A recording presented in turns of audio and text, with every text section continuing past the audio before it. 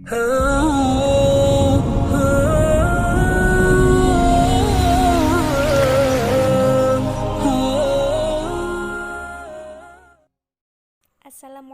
warahmatullahi wabarakatuh. Yang terhormat kepada Bapak Imam Masrur selaku dosen pengampu mata kuliah Hadis Tarbawi dan teman-teman yang saya sayangi, kami dari kelompok 7. Dalam video kali ini kami akan membahas mengenai materi yang telah disampaikan kelompok 1 sampai dengan kelompok 4. Bismillahirrahmanirrahim. Perkenalkan, nama saya Nur Mutahharo Al-Humairah dengan NIM 9321011719. Materi pertama yang akan kita bahas yaitu mengenai keutamaan ilmu serta keutamaan orang yang berilmu. Jadi, ilmu menurut bahasa itu berasal dari kata alima yang bermakna mengetahui. Adapun menurut istilah yaitu mengetahui esensi dari segala sesuatu atau hasil proses berpikirnya seseorang, yang dimana dalam segi objektif itu ada dua. Yang pertama yaitu mengetahui zat sesuatu, dan yang kedua yaitu menetapkan sesuatu berdasarkan ada atau tidak adanya sesuatu yang lain. Oleh karena itu, setiap muslim maupun muslimah itu diwajibkan untuk menuntut ilmu.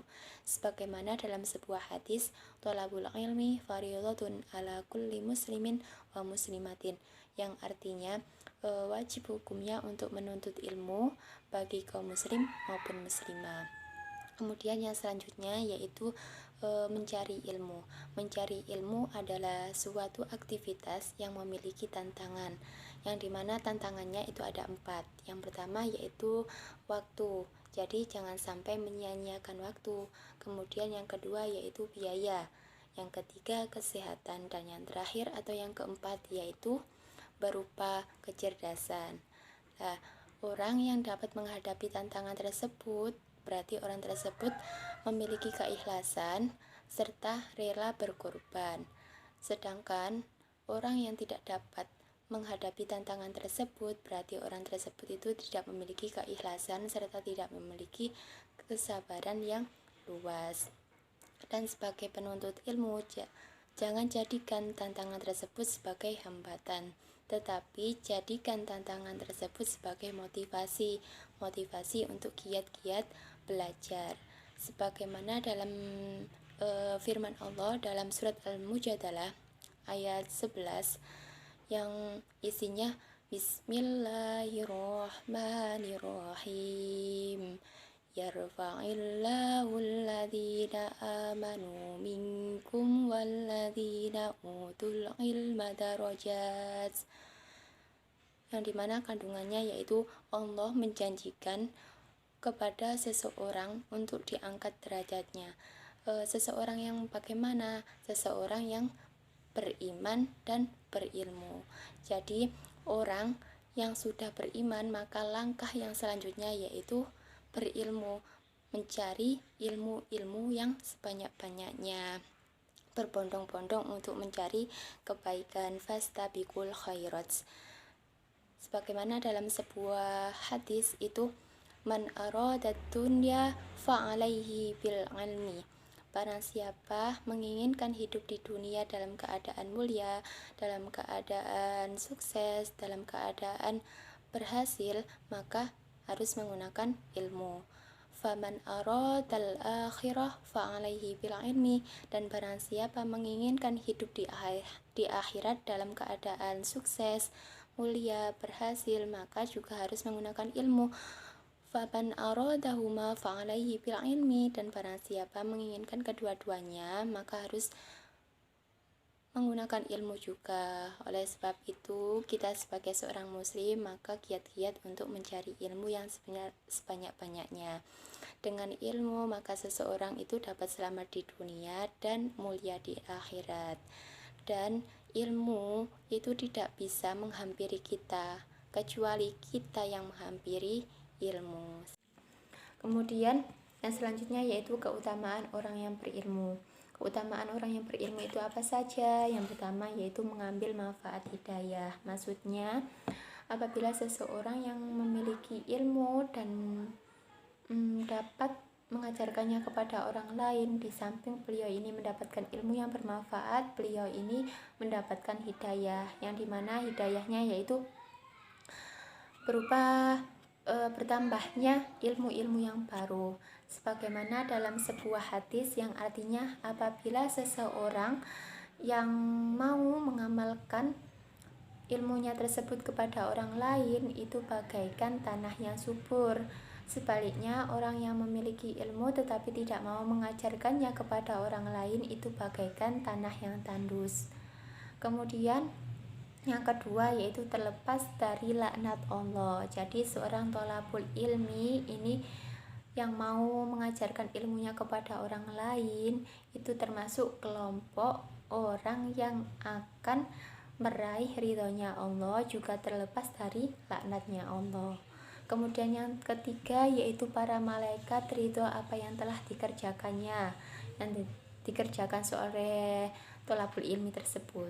Jadi malaikat itu membentang-bentangkan sayapnya sebagai bentuk ridhonya, sebagai bentuk kehormatannya, dan sebagai bentuk kerendahan hati beliau kepada seorang penuntut ilmu. Karena apa? Seorang penuntut ilmu itu paling tinggi derajatnya, juga orang yang paling mulia.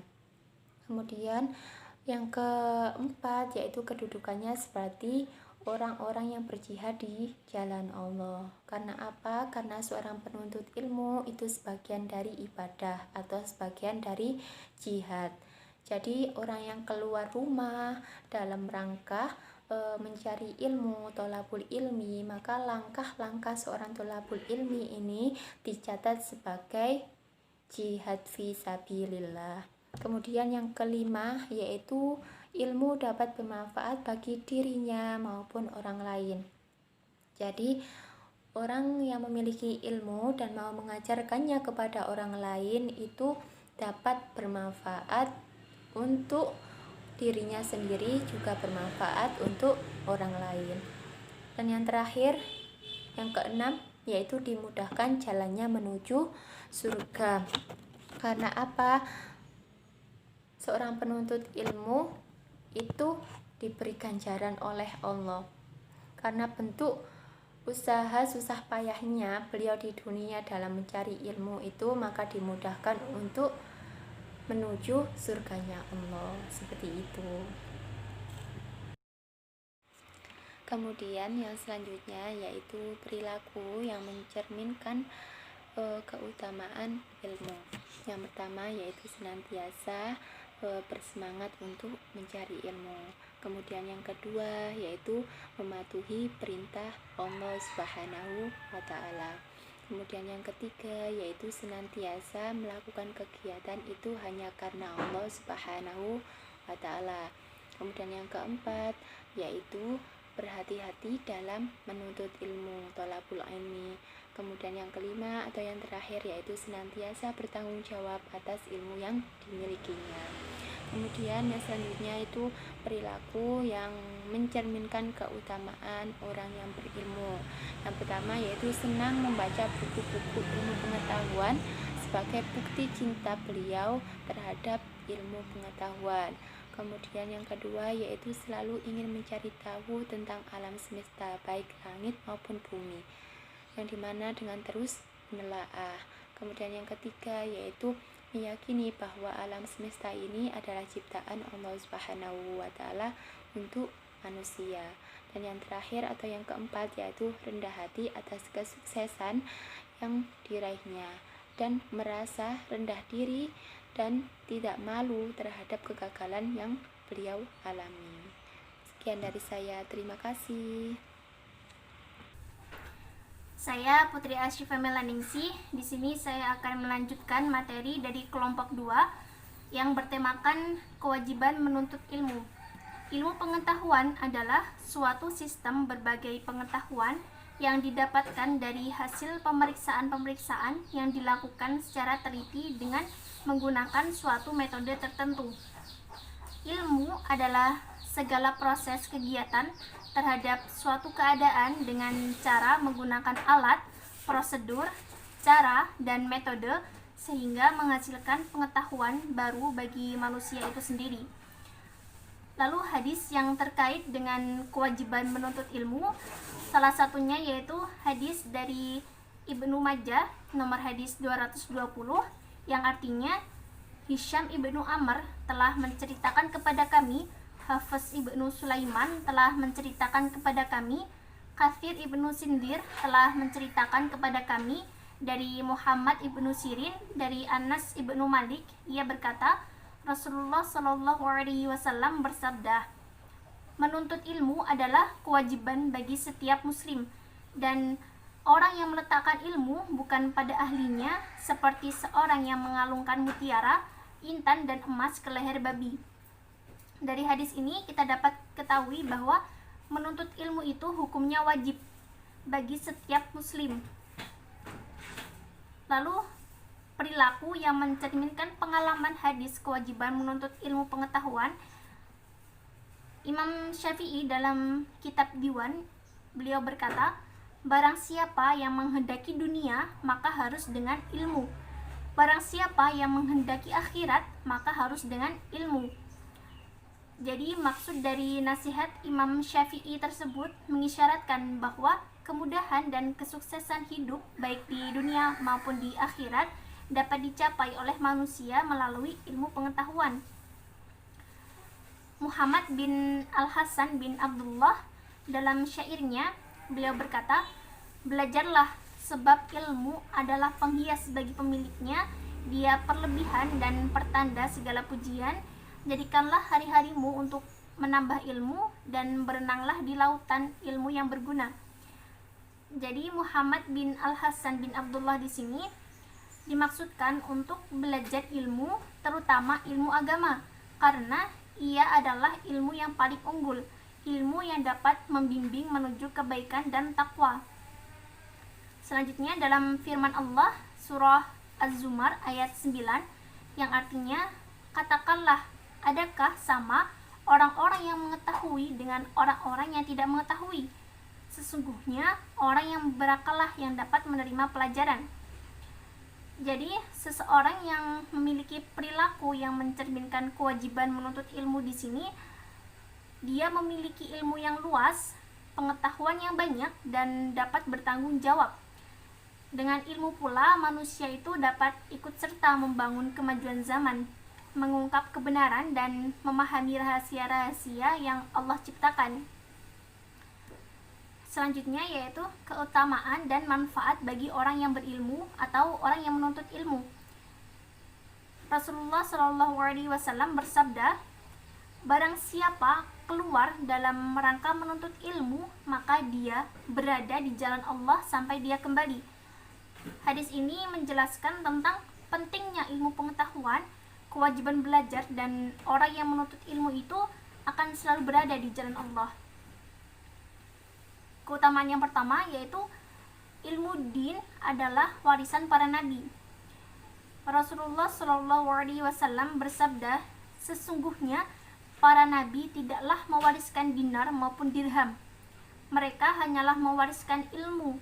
Maka barang siapa mengambilnya, di sini maksudnya itu mengambil ilmunya itu, maka dia telah mengambil keuntungan yang banyak. Keutamaan yang kedua yaitu Rasulullah menggambarkan para pemilik ilmu ini dengan lebah yang bisa menampung air yang bermanfaat terhadap alam sekitarnya. Keutamaan yang ketiga, ilmu mempermudah jalan bagi para thalibul ilmi untuk menuju jannah atau surga. Yang keempat, dinaungi oleh para malaikat dan didoakan olehnya serta seluruh penghuni langit dan bumi, bahkan binatang di bumi dan ikan di lautan. Sebagaimana dalam hadis yang diriwayatkan oleh Imam Tirmidzi yang artinya, sesungguhnya Allah dan malaikat-malaikatnya dan penduduk langit dan bumi, bahkan semut dan ikan besar di lautan pun mendoakan orang yang mengajarkan kebaikan kepada manusia. Selanjutnya yaitu manfaat.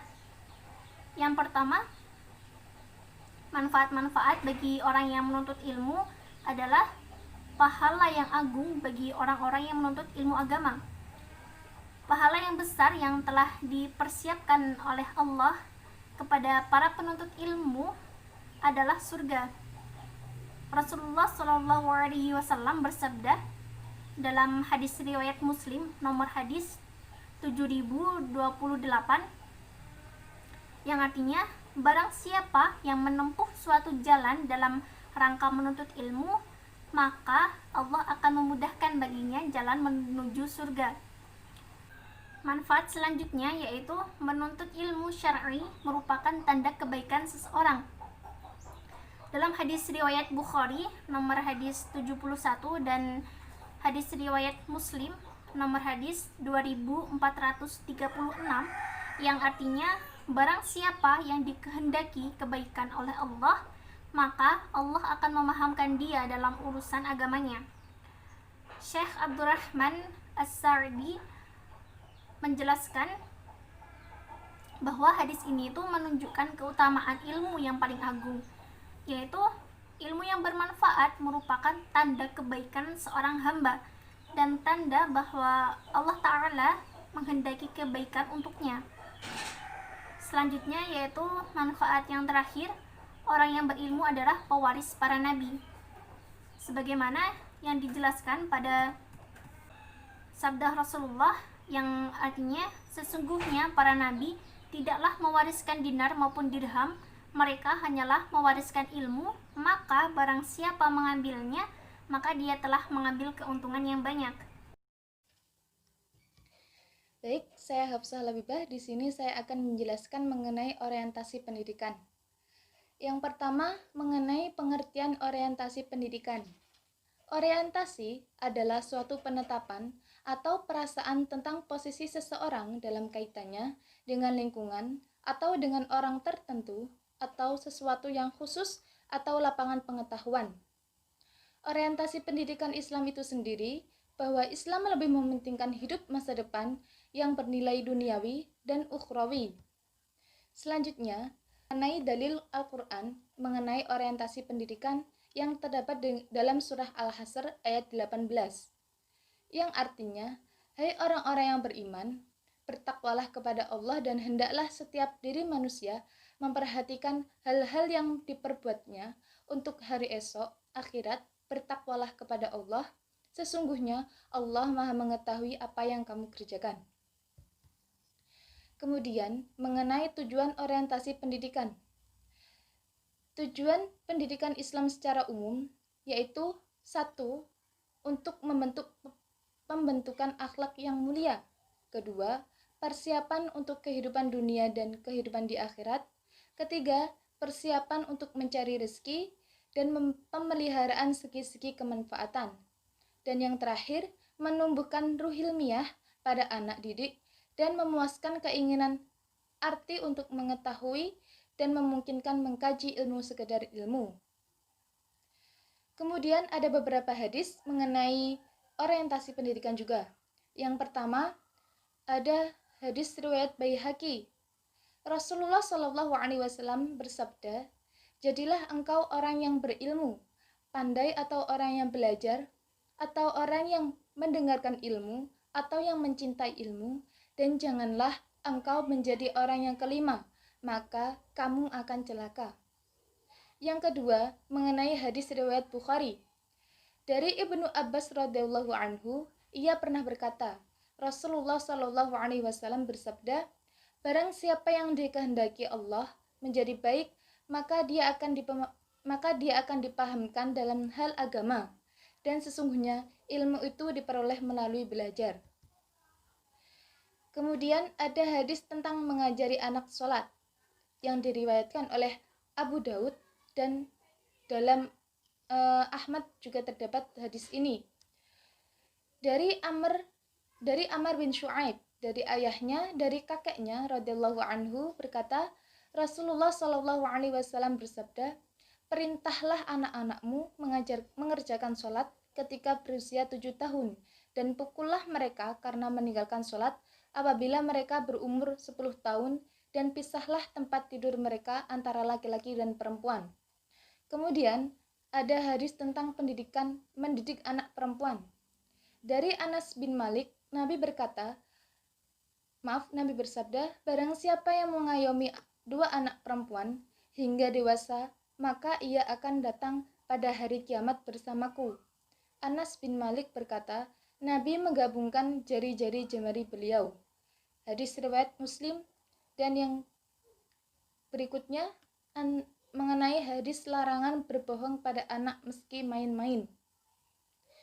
Hadis ini diriwayatkan oleh Al-Hakim, yang artinya sesungguhnya kebohongan itu tidak pantas dilakukan dengan sungguh-sungguh ataupun main-main, dan juga seorang ayah berjanji kepada anaknya, kemudian janji itu tidak dipenuhi.